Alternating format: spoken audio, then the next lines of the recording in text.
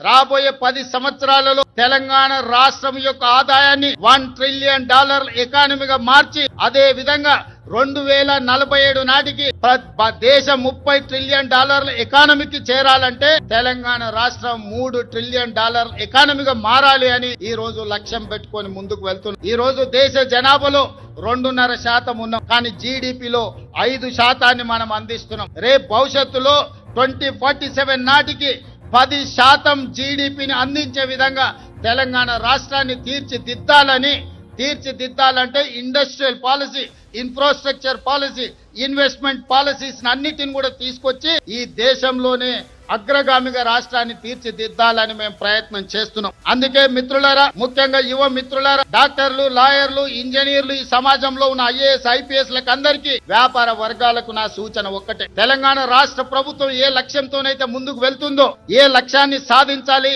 ఏ లక్ష్యాన్ని ముద్దాడాలి అని మేము ముందుకు బయలుదేరినామో మీ ఆశీర్వాదం ఉండాలి, మీరు అండగా నిలబడాలి.